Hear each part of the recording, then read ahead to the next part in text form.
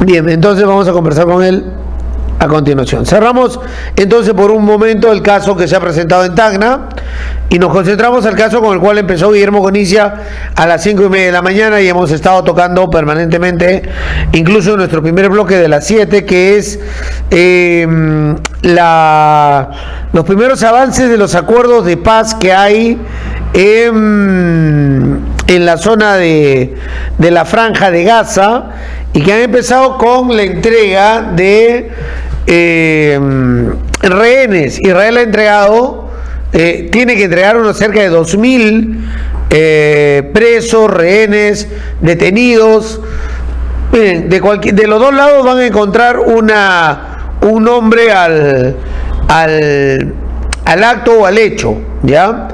Y Hamás ha entregado 20 rehenes que estaban con vida. Aún dicen que tienen cuerpos de fallecidos que fueron secuestrados cuando hace casi 2 años se dio la incursión de Hamás en zonas de asentamientos de Israel. ¿Se acordarán ustedes aquel momento, no? Han pasado 2 años según la información que estoy manejando. Bueno, hoy empieza esto y además Netanyahu ha dado un discurso en el Parlamento de Israel y también lo ha hecho Trump. El de Trump ha sido largo y ha sido elogioso principalmente para Netanyahu. Miguel Ángel, ¿cómo estás? Muy buenos días. Ahí con lo que he contado hace un momento es lo que me he quedado en la información. Yo quisiera que si hay algo más y sobre todo conocer tu análisis de lo que ha pasado el día de hoy y lo que se ha ido cocinando en las últimas semanas para encontrar ese punto de liberación de rehenes presos que tenían tanto Hamás como Israel. Muy buenos días. Fernando, muy buenos días, amigos de toda la patria, de Tacna, linda y querida, Radio 1. Saludos desde aquí, desde Nueva York, donde me encuentro participando en las Naciones Unidas, en la 4ª Comisión. Aquí, Fernando, déjame decirte que en los pasillos de la ONU se habla y mucho del acuerdo de paz al que están llegando Israel y Hamás. De hecho, como sabes, el presidente de Estados Unidos ha dejado este país para ir hasta el Medio Oriente y de allí pasar a Egipto, donde va a ser la firma del acuerdo en muy breves horas.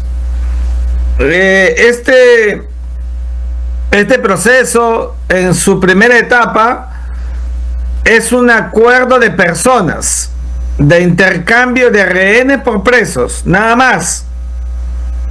Esto es muy importante que se diga porque no se vaya a creer que se ha alcanzado la paz definitiva. Claro, ese es el espíritu, ese es el objetivo, y para eso han trabajado los negociadores en Egipto, donde están además de Egipto, Qatar y Turquía. Pero tampoco creo que sea un acuerdo solamente circunscrito a los entregas de rehenes. No, claro que no. Yo creo más bien que estamos frente a un proceso que deberá dar luz otro más, y ese otro más será el que permita la desmilitarización de toda la Franja de Gaza. Cuidado que esto sí es de mucho, pero de mucho hilvanar, de mucha filigrana, pero tendrá que alcanzarse. Es decir, Israel se retira plenamente de Gaza y jamás se desarma. no vas a ver a Israel que se retire y a Hamas con armas. Eso es imposible. Por tanto, lo que vamos a ver en adelante es un proceso de intensificación de acuerdos. La primera etapa está cumplida. Los rehenes todos ya han vuelto a Israel. Y los 250 presos palestinos han sido devueltos o están siéndolo, incluso 1500 detenidos por Israel, palestinos detenidos por Israel. Pero la segunda etapa, que es, repito, desmantelamiento de Hamas y retiro de las tropas de Israel, eso es lo que viene enseguida. Ahí está, digamos, parte de la cereza de la torta. Pero si quieres, la mayor dificultad o complejidad en el acuerdo será la tercera fase. Y esa tercera fase se refiere a conseguir que se defina el nuevo gobierno de Gaza. Ahí tienen las tres fases del asunto.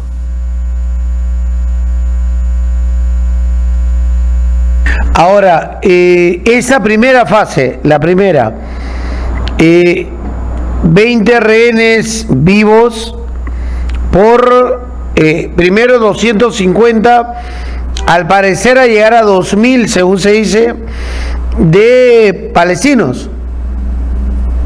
Sí, porque comprenderás que las negociaciones en el pasado, hay que decirlo así, también han sido por allí. Por cada judío son como 6, 7, 8, hasta 10 palestinos.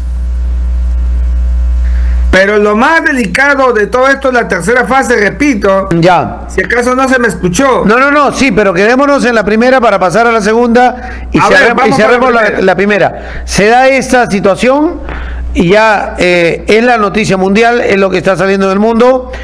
Entiendo que a esta hora Trump está viajando a Egipto a firmar el acuerdo. Entiendo que jamás no quería firmar el acuerdo porque era reconocer al Estado de Israel. No, jamás, más que reconocer al Estado de Israel, en verdad lo que a Hamas siempre le preocupa es quedar debilitados y completamente desarmados, porque en esas circunstancias son absolutamente vulnerables frente a Israel. Recuerda que mientras tenían a los presos, a los rehenes, ellos han tenido niveles de control.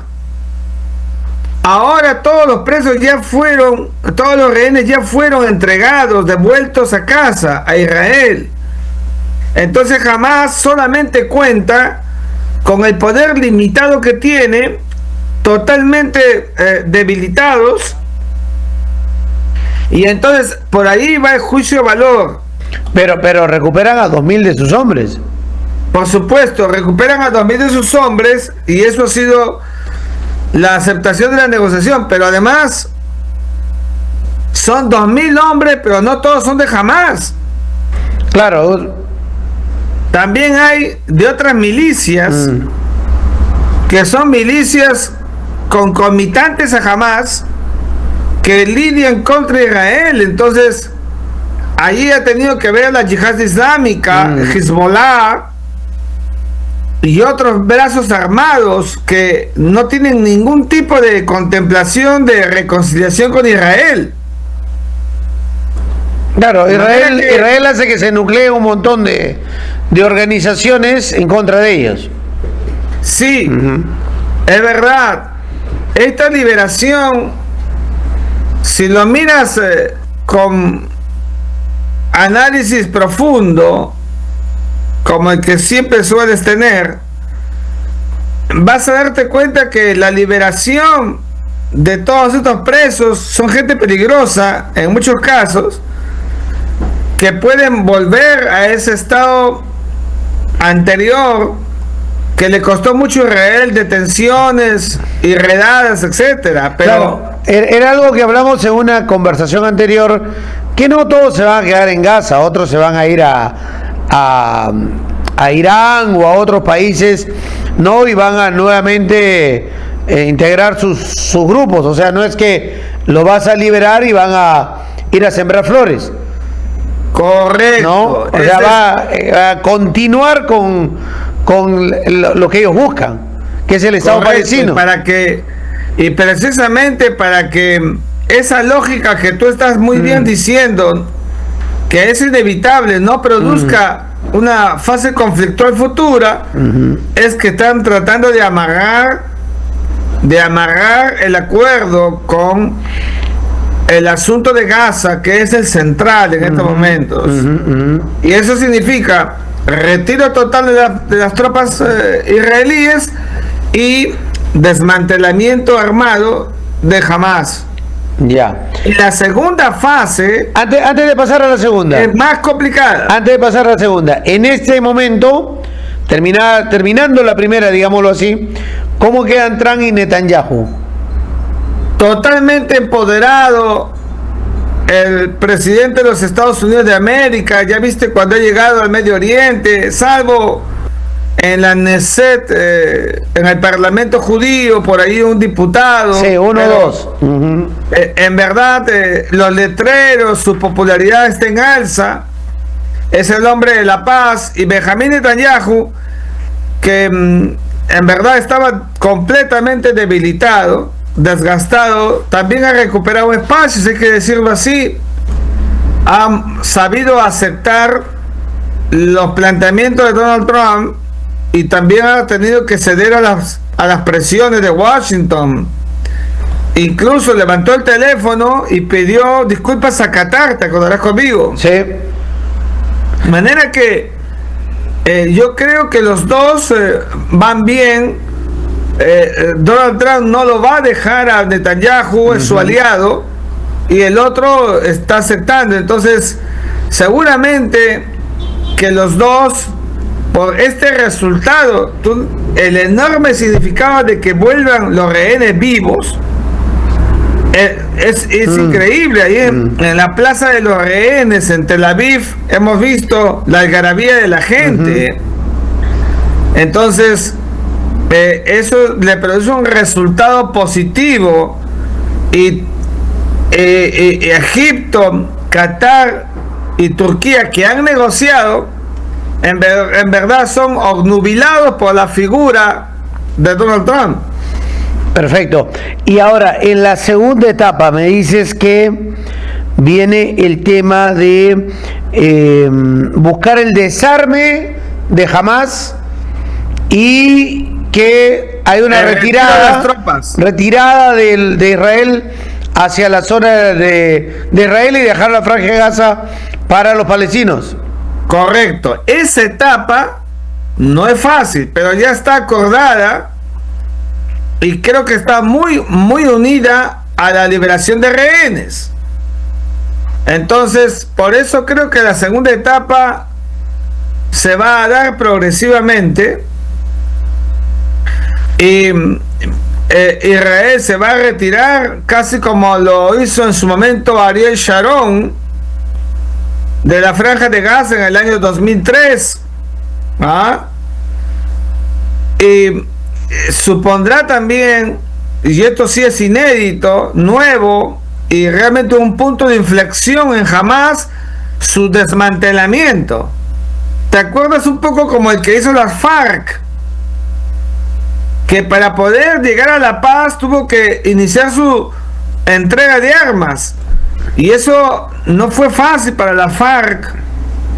Recuerdo mucho que Timoshenko tenía sus recelos, pero al final lo hicieron. Bueno, jamás tendrá que hacer lo mismo, y por eso es que han aceptado sentarse a la mesa y han llegado hasta el nivel de negociación. Yo creo que todo eso se va a cumplir. Y se va a cumplir porque los dos están debilitados. En términos reales, el Hamas, sin sus cuadros dirigenciales y con un pueblo que tiene hambre y necesita seguridad, y Israel con un primer ministro que se ha debilitado, desgastado, y que tiene una comunidad internacional que tiene una opinión desfavorable sobre lo que ha hecho Israel. Acuérdate de las imputaciones por genocidio en la Corte Internacional de Justicia por Sudáfrica y en la Corte Penal Internacional contra el propio Netanyahu. Y en general, la opinión pública mundial es mayoritariamente en contra de Israel. Hay que ser objetivos. Claro, y ahí solamente permíteme agregar, o sea, en Israel Netanyahu hoy puede estar empoderado, no puede estar reconocido, puede haber mantenido el equilibrio, el cierre total casi con el parlamento y los votos que tiene allá en Israel, pero a nivel internacional la imagen de Netanyahu y de Israel está por los suelos. Es lo que te acabo de decir. O sea, su imagen internacional realmente es muy mala. Y entonces, incluso él para viajar hace una ruta de tal manera que no tenga problemas en la ruta. Exacto.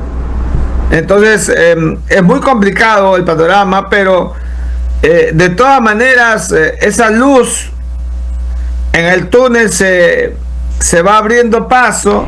¿Y en así cuánto? están las cosas. ¿Y eso podría demorar? O sea, es una negociación y un hecho efectivo de lograr eso de mucho tiempo, años. No debería serlo, al contrario.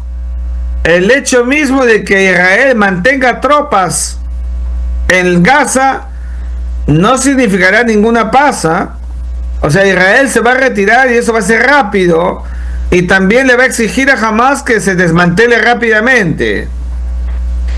Lo que sí tendrán que mirar con lupa para que no haya más pugnas es la tercera fase. Esa quisiera que me la expliques. Y se refiere al gobierno que va a tener Gaza. O sea, Israel, Netanyahu, no quería nada si acaso no supusiera la garantía de que Hamas ya no iba a controlar Gaza.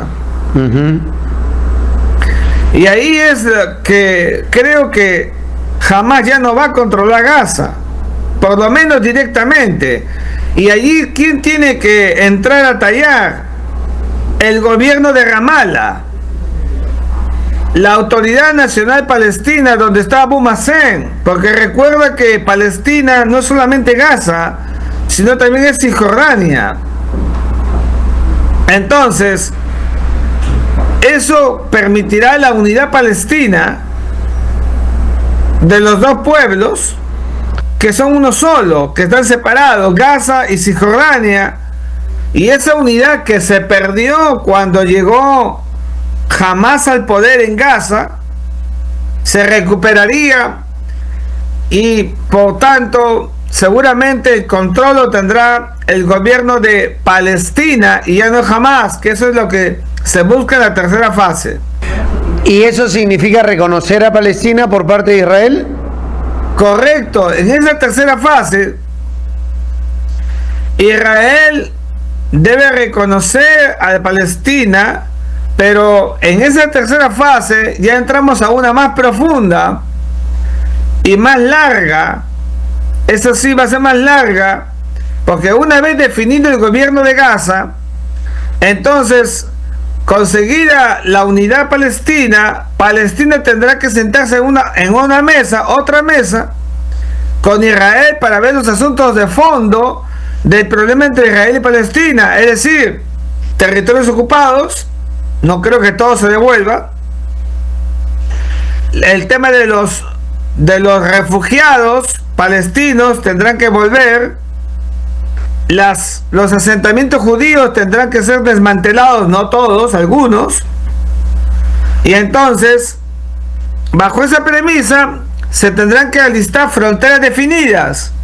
Claro, antes con había fronteras definidas, si me permites, Sí, con sí, sí. fronteras definidas, entonces está expedito para que Israel reconozca a Palestina como Estado, y una vez que lo reconozca como Estado, con la quiesencia de Estados Unidos, entonces prospere en la ONU, o sea, aquí en Naciones Unidas donde estoy hablando, prospere que Israel y Estados Unidos permitan, sobre todo Estados Unidos, que lo que dice la mayoría de países de las Naciones Unidas, son 140 los que quieren que Palestina sea reconocido como Estado miembro de la ONU, se dé y ya no haya el veto de Estados Unidos. ¿Te das cuenta? Y ese va a ser el proceso. Allí sí vamos a alcanzar la paz total. Hoy temprano me preguntaba otros periodistas, y cómo va a quedar el tema de Jerusalén. Le dije yo lo que a ti. El tema de Jerusalén es quizá el tema más fácil de resolver. a esta altura parece ser el más fácil. Es que siempre se acordó que Israel, que Jerusalén tuviera un estatus internacional, Fernando, acuérdate. Entonces, la Jerusalén vieja, la Jerusalén antigua, que el Señor nos permitió conocerla, conocemos toda la Jerusalén vieja, hemos estado allá, etcétera. Esa Jerusalén va a tener siempre la presencia cristiana, judía y musulmana. Entonces, eso está prácticamente definido, por ahí no está el problema. El problema está en Europa, en Jerusalén del Este, donde siempre ha habido problemas con los palestinos y los territorios ocupados. Y creo que eso deberá ser parte de la sensatez futura, pero todo esto que te digo en la tercera fase todavía va a tomar su tiempo, Fernando. Hay que decirlo con objetividad. Ayúdame a entender un poquito el proceso, Miguel Ángel, porque, a ver, para nuestros oyentes que nos están escuchando, Gaza es una franja muy pequeña junto al mar en Israel y que da frontera con Egipto. Y ahí está Israel y encima aparece Cisjordania, cerca a Jerusalén, arriba, sobre Jerusalén. ¿Qué papel ha jugado Cisjordania, toda esa zona, en todo ese conflicto de 2 años? O sea, porque todo ha estado enfocado hacia Gaza, la destrucción de Gaza, todo eso. Pero, ¿qué pasó con Cisjordania? Porque antes, y si hablamos de una normalización, reconocer un Estado palestino, te vas a encontrar con un Estado palestino en Gaza abajo y arriba Cisjordania y al medio Israel, que antes tenía vías de comunicación, paso muy controlados, pero tenía contactos. ¿Cómo ha quedado en todos estos 2 años Cisjordania? En verdad que desconectado de Gaza, pero no por los 2 años, sino desde que llegó Hamas. Hamas ha querido siempre actuar independientemente de Cisjordania, del gobierno de Ramallah. Entonces, prácticamente Gaza era la porción palestina que ha tenido el autogobierno de Hamas y nada más, desconectado. Y durante los 2 años de la guerra, muy poco ha podido hacer Ramallah, Abu Mazen, porque toda la concentración del conflicto, la guerra, los bombardeos ha estado en Gaza. De manera que en esta segunda y tercera fase tendrán que volver a vincularlos sobre la base de esta unidad palestina de la que te he hablado,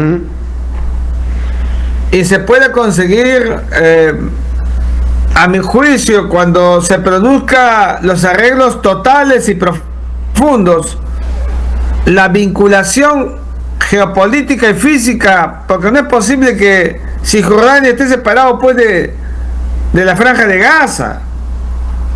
Tienen que estar unidos en términos geopolíticos y en términos como corresponde a la unidad geográfica. Yo conozco toda la zona, te advierto, porque yo crucé hasta de Egipto por la Franja de Gaza, cruzamos la Franja de Gaza y llegamos hasta Rafah, y de allí pasamos a Egipto, una zona de gente muy linda, gente muy buena, como en Israel, que siempre vi gente linda y buena, pero la de Gaza, gente muy necesitada, muy pobre, con muchas falencias, producto de lo que conocemos hasta el día de hoy. Y en tu opinión, ¿en qué momento viene el tema de la reconstrucción? ¿En la etapa 2 o en la 3? Sin duda alguna, eso será con la tercera fase, porque la reconstrucción va a pasar por un tema de estabilidad política. Nadie va a querer meter un sol, un céntimo, si fuera de otra manera. Perfecto. Miguel Ángel, un abrazo. Muy claro todo lo que nos has detallado el día de hoy. Un abrazo y sácame una duda. Las Naciones Unidas en la cuarta comisión, ¿estás participando ahí? ¿Qué es la cuarta comisión? La cuarta comisión de las Naciones Unidas aquí en Nueva York, donde se refiere a ver el tema específico del Sáhara Occidental. Aquí ya expuse, intervine hace muy pocas horas, días, hablando y refiriendo a la necesidad de que se pueda dar una solución definitiva al asunto del Sáhara Occidental, que es el territorio más meridional de Marruecos. Y Marruecos necesita tener la integridad territorial que le corresponde sin las conspiraciones que ha habido por 50 años por Argelia. Argelia, que es su vecino, que no tiene salida al Atlántico y que siempre lo quiso. Entonces está todo encaminado para que se acabe este diferendo y pueda alcanzarse la unidad con una propuesta extraordinaria de Su Majestad Mohamed VI, que es la autonomía, es decir, una administración por parte de los saharauis, pero con plena y total soberanía de Marruecos. Y aquí en las Naciones Unidas, el discurso de los que hemos venido en calidad de peticionarios ha sido ese mayoritariamente. Y yo estoy persuadido que las Naciones Unidas, su secretario general y su enviado personal de mistura al Medio Oriente, al África, puedan confirmar este espíritu que está dominando. Porque fíjate, más de 100 países reconocen la soberanía de Marruecos sobre el Sáhara Occidental, que es el Sáhara marroquí, y al mismo tiempo coadyuvan en la propuesta de la autonomía para este sector. Yo conozco el lugar, la gente tiene democracia, son lugares donde se puede vivir con calidad de vida, la gente ejerce su derecho ciudadano, hay modus operandi cívico, y además los países están alistando sus misiones diplomáticas en diversas partes de Rabat, por supuesto, pero también abriendo consulados en Dakhla, que es el sur de Marruecos.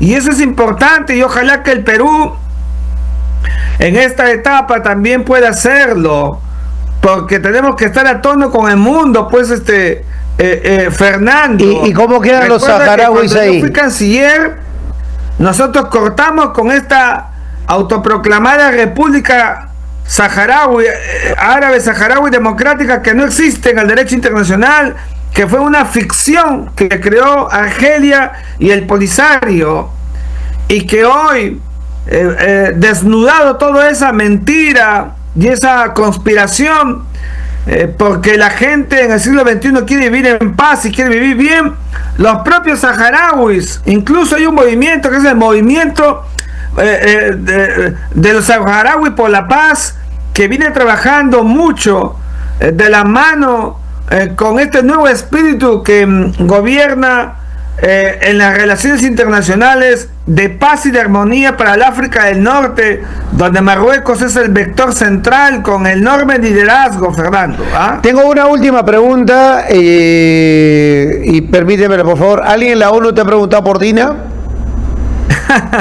No, lo que sí me han preguntado es por la situación en el Perú, porque Claro. yo tengo aquí ya más de una semana Ya. intensamente con trabajo académico, con discusiones, debates, recogiendo información que llevaré para Lima, porque me gusta a mis estudiantes, a mis alumnos, darles información novedosa, lo último del derecho internacional. Pero se dice todo desde allá lo que pasaba en Perú. Sí, se dice mucho, se comenta mucho, pero felizmente, Fernando, permíteme, tenemos una constitución política y tenemos una carta fundamental, si no hace rato nos hubiéramos perdido. Y yo creo que eso es muy importante para el país. Yo le deseo muchos éxitos al gobierno del presidente José Gerí, que lo he visto por las redes, que está yendo a visitas a penales, etcétera, bueno, y que también toma la decisión de que el Perú de una vez salga, denuncie el pacto de San José de Costa Rica. Vas a ver que el presidente se va a ir hasta las nubes, porque la gente quiere paz y tranquilidad que no tenemos, y una vez hecho eso, entonces vamos a aplicar la pena ¿Cuándo de muerte en el regresas? Perú. ¿Cuándo regresas? El miércoles ya me toca Ya. regresar el miércoles. Tenemos una conversación pendiente sobre todo ese tema. Gracias, porque si no me quedo una hora más. Gracias, un abrazo y te quito ahí el Adiós, tiempo en la ONU. gracias. Gracias, Buenos desde días. la ONU.